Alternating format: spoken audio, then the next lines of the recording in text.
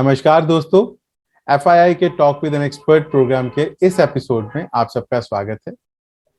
दोस्तों, हर हफ्ते हम आपके समक्ष किसी न किसी इंडस्ट्री एक्सपर्ट को ला रहे हैं पिछले एक साल से, और ऑलमोस्ट हर इंडस्ट्री के इंडस्ट्री एक्सपर्ट हमारे पास जुड़ चुके हैं और भी आने वाले समय में बहुत सारे इंडस्ट्री एक्सपर्ट नेशनल और इंटरनेशनल जुड़ने वाले हैं। तो आज हम बात करने वाले हैं फाइनेंस की, जो कि हर बिजनेस की बैकबोन होता है। और हमारे साथ जुड़े हुए हैं मिस्टर मुकेश पांडे, जो कि एक फाइनेंस की दुनिया में एक जाना माना नाम है।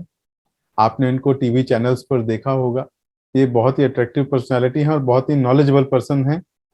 जहाँ पे पैसा की बात होती है वहाँ पे मुकेश जी का नाम जरूर आता है। इनकी कंपनी का नाम है rupeyapaisa.com। तो नमस्कार मुकेश जी। नमस्कार सर। आपका नमस्कार। आपका बहुत बहुत स्वागत है हमारे इस प्रोग्राम में। नमस्कार द्रव्या मैम। जी नमस्कार sir. Thank you for inviting me Sanjeev ji. जी, it's our pleasure sir. Program शुरू करने से पहले मैं डॉक्टर दविया से रिक्वेस्ट करूंगा कि वो आज एफआईआई के इंट्रोडक्शन के साथ प्रोग्राम की शुरुआत करें। Thank you, Mr. Arora. Federation of Indian Industry is a not-for-profit organization. It is an advisory interface between the government and industries, a brainchild of Shri Deepak Jain, who is an entrepreneur, philanthropist, thinker, writer, and an economic policies advisor. He is also the national working president of Digambar Jain Mahasamiti. Mukesh ji, program की शुरुआत करने से पहले मैं request करूंगा कि आप अपने बारे में कुछ हमारे ऑडियंस को बताएं। ये आपकी जो rupeyapaisa.com तक आप पहुंचे, आप एक वेल पर्सनालिटी बने अपनी इंडस्ट्री में, इसके पीछे आपकी बहुत सारी स्ट्रगल्स रही होंगी। ये सफर इतना आसान नहीं रहा होगा। तो हम ये चाहते हैं कि आप हमारे ऑडियंस से अपनी जर्नी शेयर करें और आपके लाइफ लेसन, 3 लाइफ लेसन आप हमारे ऑडियंस को दें। जी जरूर। थैंक यू संजीव जी, मुझे ये प्रपोजल देने के लिए, ताकि मैं आपके ऑडियंस को अपने बारे में बता सकूं। मेरा नाम मुकेश पांडे है। मेरी कंपनी का नाम है rupeyapaisa.com। हम लोग ऑथराइज चैनल पार्टनर हैं more than 40 plus banks and NBFCs के, और ये सारे प्राइवेट बैंक्स एंड एनबीएफसीज हैं, जैसे एचडीएफसी, आईसीआईसीआई, एक्सिस। और हम लोग मेनली केटर करते हैं एमएसएमईज को, जो कि अपने बिजनेस, जो भी बिजनेस ओनर अपने बिजनेस को स्टार्ट कर रहा होता है, तो उसका एक ही एम्बिशन होता है अपनी लाइफ में, अपने बिजनेस सक्सेस को एक अपने कंपटीशन के दायरे में सबसे टॉप पे रहने का। And we help them to be at the top without having any constraint of working capital, क्योंकि बिजनेस में सबसे बड़ा इंपॉर्टेंट रोल करता है एक वर्किंग कैपिटल, क्योंकि रोजमर्रा की जरूरतों से लेकर के बिजनेस एक्सपेंशन तक की जर्नी में पैसा एक ऐसी इंपॉर्टेंट फैक्टर प्ले करता है, जो कि उनको सपोर्ट देता है प्लान करने के लिए कि वो किस तरीके से अपने बिजनेस की ग्रोथ जर्नी को प्लान कर पाए। एंड rupeyapaisa.com और मेरी टीम हेल्प कर रही है एमएसएमई को to grow and scale up their business without having any constraint of working capital, with help of bank loans. हमने इस कंपनी को शुरू किया था 2009 में। उससे पहले मेरा टोटल एक्सपीरियंस 16 साल का है। मैंने अपने करियर को शुरू किया था अमेरिकन एक्सप्रेस बैंक से, एंड लास्ट जॉब मैंने येस बैंक छोड़ा था। येस बैंक छोड़ने के बाद मैंने सिर्फ 3 लोगों के साथ ये जर्नी शुरू करी थी, और आज हम तकरीबन 55 लोगों की टीम है जो इन हाउस है। इसके अलावा 300 और भी हमारे साथ एसोसिएट्स जुड़े हुए हैं, जिनमें बहुत सारे चार्टर्ड अकाउंटेंट्स, कंपनी सेक्रेटरीज और भी फ्रीलांसर्स, एक्स बैंकर्स जुड़े हुए हैं, जो कि हमें सपोर्ट कर रहे हैं, ताकि हम और भी एमएसएमईज में अपनी रीच बढ़ा सके और उनको सपोर्ट कर पाए उनके बिजनेस ग्रोथ जर्नी में। सर, आपके कुछ लाइफ लेसन्स जो आप शेयर करना चाहें हमारे ऑडियंस के साथ। Sir life success, not as a businessman, as a success की जर्नी आपकी, उसमें आपके स्ट्रगलिंग पीरियड में आपने कुछ सीखा हो जो आप हमारे ऑडियंस के साथ शेयर करना चाहें। सर, किसी भी बिजनेस के ना 3 मूल मंत्र हैं। सबसे पहला honesty. If you are honest toward your work and आप सेकंड इज डेडिकेशन। आपको लगता है कि जो आप काम कर रहे हो और आप डेडिकेटेडली कर रहे हो। एंड थर्ड इज, आपको you should be a supporting hand. आपको लगना चाहिए कि आप किसी की हेल्प कर रहे हो, मदद कर रहे हो, आप किसी को चीट नहीं कर रहे। तो जब आपके अंदर ये 3 फीलिंग कभी भी रहेगी ना, कि you are honest, dedicated and you are doing this job to help any community, तो आप कभी गलत नहीं करते। अगर आप सेल्फिश हो करके, क्योंकि मेरी इंडस्ट्री भी बहुत ऐसी है जिसमें बहुत सारे लोग लोन करके लोगों को गुमराह कर रहे होते हैं, गलत तरीके से डॉक्यूमेंटेशन करा रहे होते हैं, इलीगल फाइल चार्जेस ले रहे होते हैं, लेकिन वो सस्टेन नहीं कर रहे मार्केट के अंदर में। उनके लिए क्लाइंट एक विक्टिम है, जिसमें वो उसको टारगेट कर रहे हैं सिर्फ अपने बेसिक रिक्वायरमेंट को फुलफिल करने के लिए। But rupiapesa.com is there to support business owner, because अगर वो ग्रो करेंगे तो वो उनके साथ हम ग्रो कर पाएंगे। मैं अपनी लाइफ जर्नी में बताऊं, मेरे पास 2006 जब मेरी पहली नौकरी थी, तब से जो मेरे क्लाइंट जुड़े हुए हैं वो आज तक मेरे साथ जुड़े हुए हैं।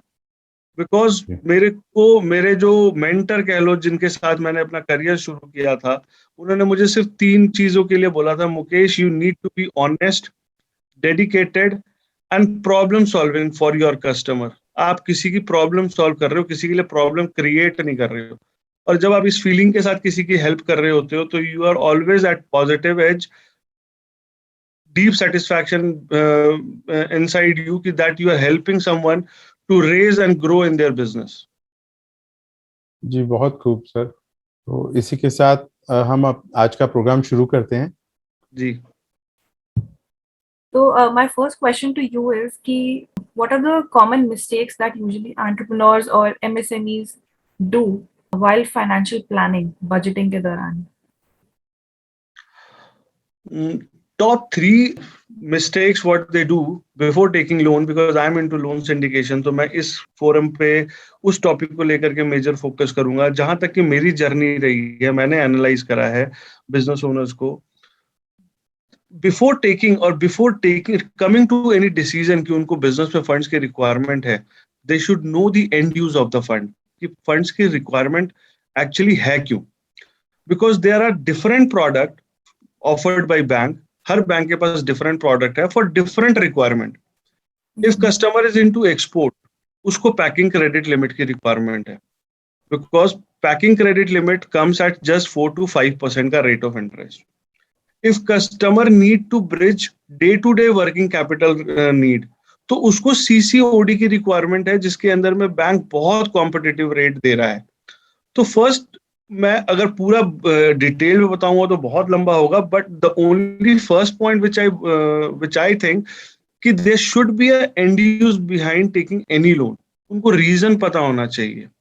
सेकंड, इन्वेस्टमेंट ऑन आरओआई, अगर वो कोई फंड उठा रहे हैं, उसको आगे इन्वेस्ट कर रहे हैं, तो उनका रिटर्न ऑन इन्वेस्टमेंट क्या है। सपोज मेरा मानना है कि अगर आप कोई बैंक 8% के रेट ऑफ इंटरेस्ट पे, एनुअल रेट ऑफ इंटरेस्ट पे ले रहे हो, और अगर आपको कम से कम 16% का रिटर्न नहीं मिल पा रहा है, double of the interest cost what you are bearing, तो कोई पॉइंट नहीं है बैंक का लोन या किसी से भी लोन लेने का। बिकॉज अल्टीमेटली आप जब प्रॉफिट नहीं बना रहे हो, तो आप सिर्फ लोन लेकर के अपनी कंपनी को ओवरबर्डन करने का कोई तुक नहीं है। And third, manage your finances, क्योंकि लोन लेना आसान है। हम जब कोई भी प्लानिंग कर रहे होते हैं, सब बिजनेस ओनर के साथ है, हम एक प्लानिंग करके शुरुआत तो करते हैं, बट उसको एंड तक लेके जाना, बीच में कहीं बहुत बारी ऐसा होता है कि वो अपने रास्ते से गुमराह हो जाते हैं। जिस पर्पस के लिए पैसा लिया है वो पर्पस डिफीट हो जाता है, और जैसे ही वो पर्पस डिफीट होता है तो फिर वो परेशानी में आते हैं। एंड थर्ड, जब भी आप किसी भी लोन को प्लान करें, उसकी ऑब्लिगेशन जो भी आने वाली है आपके ऊपर, एटलीस्ट 6 से 8 महीने का बैकअप तैयार करके रखें। क्योंकि अगर मोस्टली संजीव जी आपने देखा होगा, कोरोना के अंदर में बहुत सारे बिजनेस ओनर्स परेशान हुए, बिकॉज किसी ने भी नहीं प्लान किया था कि मेरा बिजनेस 6 महीने 8 महीने के लिए लॉकडाउन के अंदर में बंद हो जाएगा। सबने अपनी ऑब्लिगेशन उसी हिसाब से रखी थी, और जो बिजनेस ओनर उस टाइम पे नेगेटिव हुए, परेशान हुए उस चीज को लेकर के, वो आज भी इम्पैक्टेड हैं। लेकिन जिन्होंने अपना बैकअप प्लान तैयार रखा, जो कि बहुत जरूरी है किसी भी बिजनेस में, वो उन्होंने अपने बिजनेस को नए लेवल पे लेके गए हैं। They have explored a new opportunity in their business and they are actually growing massively in their business. तो ये 3 पॉइंट जो है, मेरा मानना, किसी भी फंड को लेने से पहले you should know, you should plan your funding. जैसे आप अपने लाइफ इंश्योरेंस प्लान करते हो, अपनी शादी प्लान करते हो, कि भाई अपने बच्चे प्लान करते हो, वैसे अगर आप कोई फंड ले रहे हो, कोई पैसा ले रहे हो, किसी से उधार ले रहे हो, तो उसको प्लान करना बहुत जरूरी है। आई थिंक दीज आर, आपने एकदम क्रक्स बता दिया। I think financial planning and to the point एकदम बात करी। मुकेश जी, आपने क्रिस्प में, जैसे कि डॉक्टर द्रव्या जी ने कहा, आपने क्रिस्प में सब कुछ बता दिया। मैं समझता हूँ कि ये हर हमारे ऑडियंस में जितने भी एंटरप्रेन्योर्स बैठे हैं या एमएसएमईज बैठे हैं, सब कोरिलेट कर रहे होंगे अपनी प्रॉब्लम्स को इस आंसर के साथ। तो उनके लिए ही मैं आगे आपसे पूछूंगा। उन्होंने एक हमारे ऑडियंस में से किसी ने पूछा है कि एक हेल्दी फाइनेंशियल प्लानिंग कैसे की जाए, स्टार्टिंग से इन चीजों को कैसे मैनेज किया जाए कि वो प्रॉब्लम फेस ना करे। सर देखो, किसी भी बिजनेस में ना 7 पिलर्स होते हैं, जी जिसमें टॉप 3 पिलर होते हैं। एक तो मार्केटिंग, जब तक लोगों को पता नहीं चलेगा, लोग अवेयर नहीं होंगे, वो आपके पास अप्रोच नहीं करेंगे। Second is sales. मेरे पास लीड्स तो आ गई हैं, लेकिन मैं जी उसको कंप्लीट नहीं कर पा रहा हूँ, उसको एग्जीक्यूट नहीं कर पा रहा हूँ, उसको कन्वर्ट नहीं कर पा रहा हूँ मनी के अंदर में। एंड जी third, the most important thing is finance. आपके पास, आपने मार्केटिंग कर लिया, आपके पास बजट था, आपके पास सेल्स आ गई, बट उसको एग्जीक्यूट करने के लिए आगे पैसा नहीं है, या आपने एग्जीक्यूट कर दिया बट कोई प्रॉपर फाइनेंस टीम नहीं है जो आपके पेमेंट्स को फॉलो अप कर पाए कि आपकी पेमेंट्स कितने दिन में आनी थी, वो टाइम पे आ रही है नहीं आ पा रही है, आप अपने वेंडर्स को टाइम पे पेमेंट कर पा रहे हो नहीं कर पा रहे हो। अगर आप इन चीजों में लैक करोगे तो बिजनेस कहीं भी स्टैंड नहीं करेगा। बिकॉज आपकी अगर प्लानिंग, विजन कंपनी को, अपने बिजनेस में कंपनी ग्रो करने का है, तो आपको अपने पिलर्स बहुत स्ट्रांग रखने पड़ेंगे। तो इसके अंदर में मैं मानता हूं कि कंपनी के अंदर में एक अकाउंट्स की टीम, आपकी चार्टर्ड अकाउंटेंट की टीम, या आपका एक वर्चुअल सीएफओ, आजकल सीएफओ का ट्रेंड बहुत है बाजार के अंदर में, बिकॉज जी सारे सीएफओ अफोर्ड नहीं कर सकते, तो बहुत सारे ऐसे चार्टर्ड अकाउंटेंट्स हैं जो वर्चुअल सीएफओ का ऑप्शन दे रहे हैं, जो कि आपकी पूरी हैंड होल्डिंग करते हैं to maintain healthy cash flow in your business. आपकी इन्वेंट्रीज की मूवमेंट सही हो रही है नहीं हो रही है, आपकी डेटर्स की पेमेंट जा रही है नहीं जा रही है, क्रेडिटर हम्म से को पेमेंट आप कर पा रहे हो नहीं कर पा रहे हो, तो वो सारा कुछ एक पूरा एमआईएस रिपोर्ट बना के देते हैं।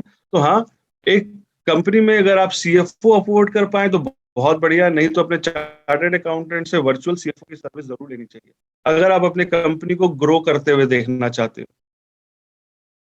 जी तो एमएसएमईज को प्रमोट करने के लिए और एंटरप्रेन्योरशिप को प्रमोट करने के लिए government over period of time policies लेकर आती है ये बिजनेसेस बढ़ाने के लिए। एंड एमएसएमई को स्पेशली बूस्ट करने के लिए इस गवर्नमेंट ने तो काफी पॉलिसीज दी हैं। There is a separate department in the government for that. तो इन यस, पॉलिसीज से बेटर फेमिलियर होने के लिए या इनका बेटर फायदा उठाने के लिए किसी भी एमएसएमई या एंटरप्रेन्योर को क्या बातों का ध्यान रखना चाहिए?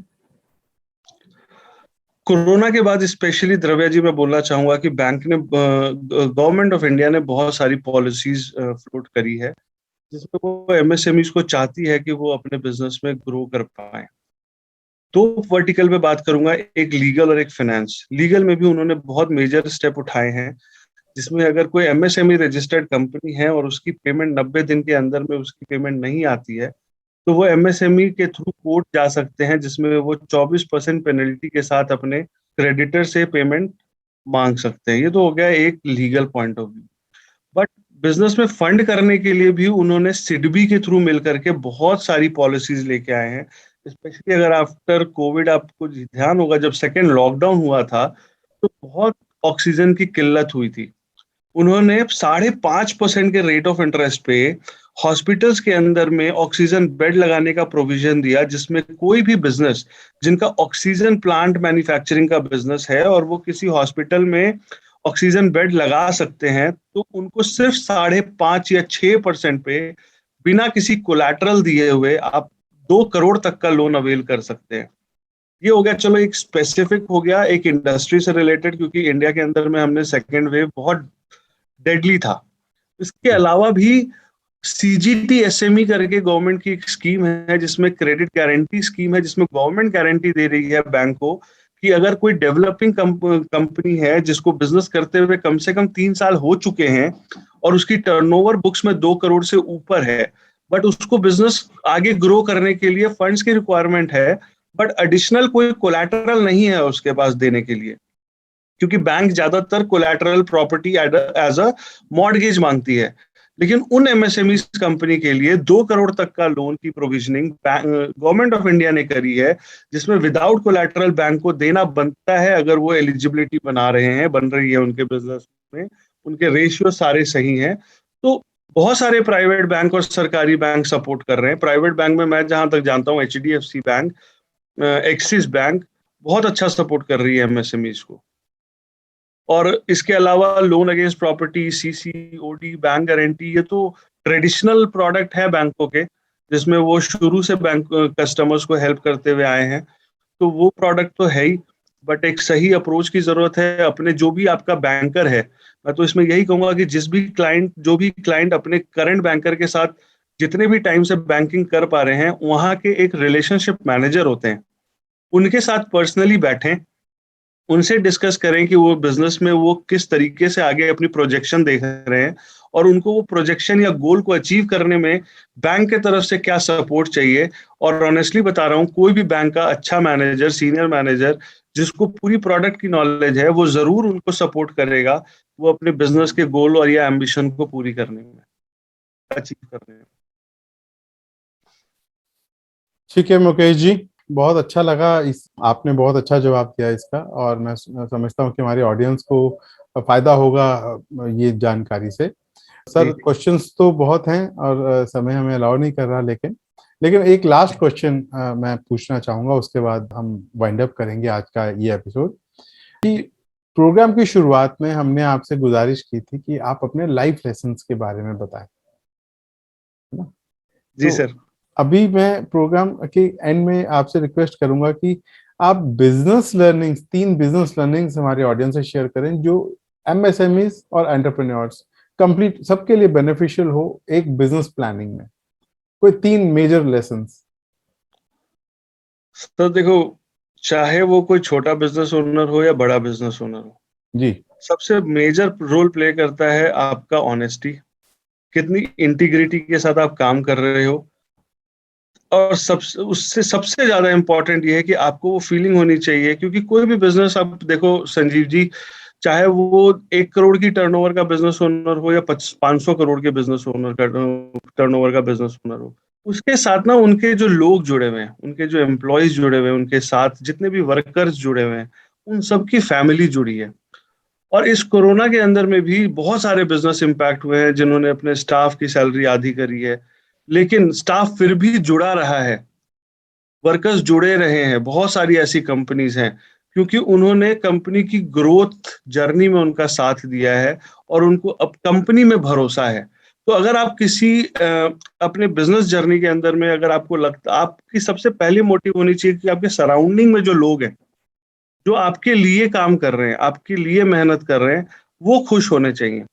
अगर आप उन इस किसी भी मैं कहता हूँ, पैंडेमिक एक अलग चैप्टर हो गया, इससे पहले भी नोटबंदी हुई थी, बीच में जीएसटी आई। बिजनेस ओनर की जर्नी तो अगर मैं पिछले 5 साल से बोलूं संजीव जी, ये तो उथल पुथल ही रही है।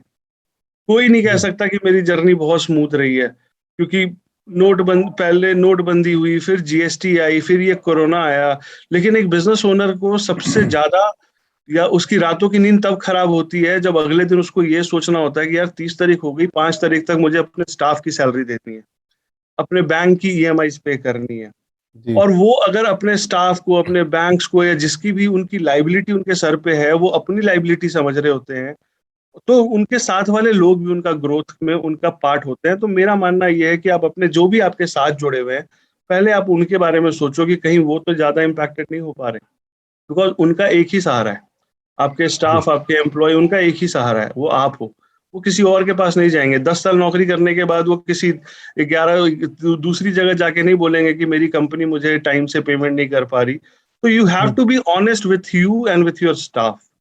तो आपको ग्रोथ अटेम्प्ट करने में या ग्रोथ अचीव करने में आपको कोई नहीं रोक सकता, बिकॉज एक अकेला आदमी कभी सक्सेस नहीं होता, उसके साथ पूरी टीम होती है जो उसको सक्सेसफुल बनाने में पूरी मेहनत करती है। जी बिल्कुल।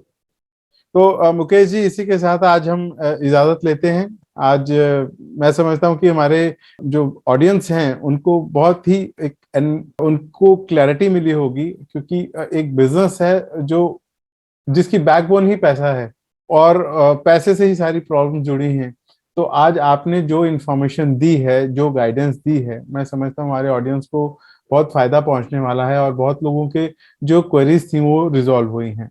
फिर भी मैं अपने ऑडियंस में सबको रिक्वेस्ट करूंगा कि अगर फिर भी उनकी कोई क्वेरी है जिसका आंसर आज हम नहीं दे पाए हैं या वो क्वेश्चन नहीं कर पाए हैं, तो वो हमें कमेंट बॉक्स में जरूर मेंशन करें, ताकि हम अगले एपिसोड में या आने वाले एपिसोड्स में उनका आंसर दे सके। तो इसी के साथ सर इजाजत लेते हैं आज। नमस्कार sir. Thank you sir. Thank you द्रव्य जी। Thank you so much for joining us today. Tell us in the comment section how you liked our today's episode. Do catch us live next week on Thursday at 6 p.m. on YouTube and Facebook. Tell us in the comment section which industry you would like us to connect with and what more topics you want us to talk about. Leave us comments about your questions, thoughts, feedback about our episode today. See you next week.